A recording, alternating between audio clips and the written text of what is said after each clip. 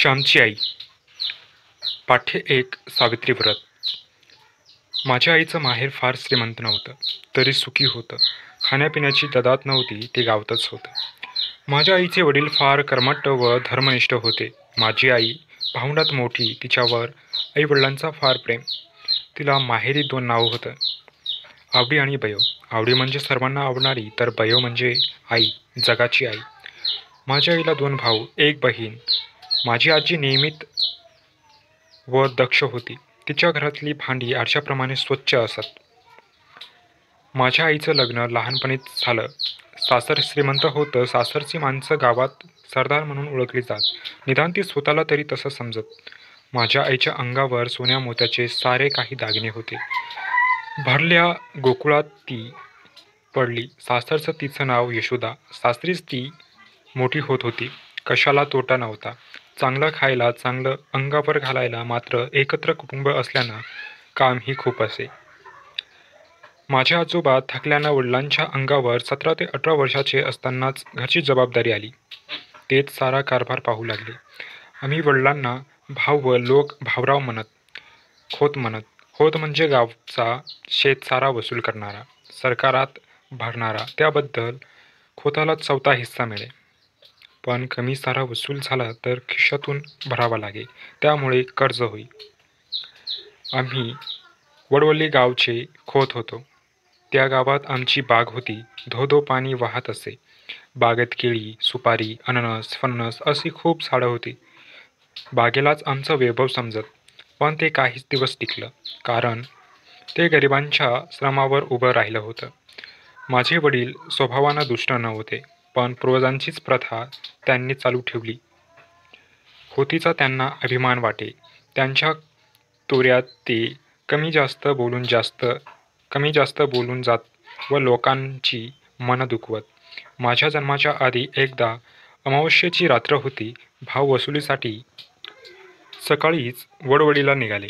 आज अवस आहे, जाऊ नका असं घरच्यांनी सांगितलं, पण त्यांनी ऐकलं नाही. ते वडवडीला गेले. दिवसभर हिंडूनही अवघे 100 रुपये सारा जमला.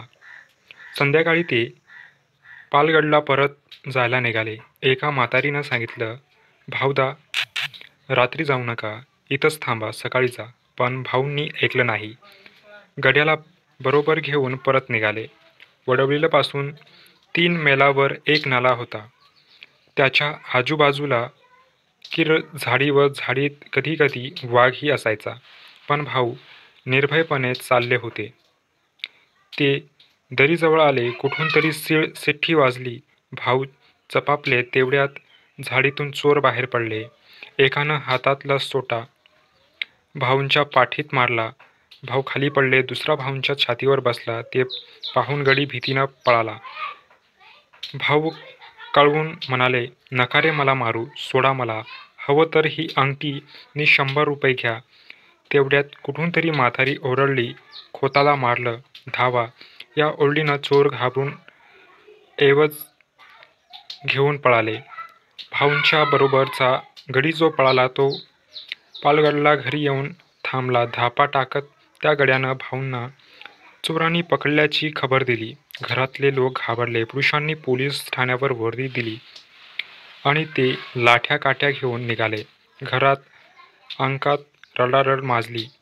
आई धावत देवाजवळ गेली. हात जोडून म्हणाली, देवा, तुला माझी काळजी, यांना वाचव. मी सावित्री व्रत घेईन. माझी आई देवाला हे व्रत बोलली आणि थोड्याच वेळात भाऊ परत आले. त्या दिवसापासून माझी आई दरवर्षी वटपौर्णिमेला हे व्रत करी. एके वर्षी वटपौर्णिमा आली. मी तेव्हा 8-9 वर्षाचा होतो. त्या दिवशी आई आजारी होती. तिनं मला बोलावलं, वरची घटना सांगितली आणि म्हणाली, श्याम, मला चालवत नाही रे.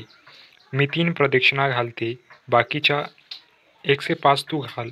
ते ऐकून मी चिडलो. म्हणालो, आई, मला लाज वाटते. मित्र हसतील. आई दुःखी झाली. म्हणाली, अरे, आईचं काम करण्यात कसली लाज आणि चांगला काम करायला का लाज वाटावी? वाईट काम करायला लाजावं. ठीक आहे, तू नसल्यास येणार तर मी जाईन, पडेन, मरेन. आईचे ते करुण शब्द माझ्या मनाला भिडले. मी आईच्या पायी पडलो. क्षमा मागितली.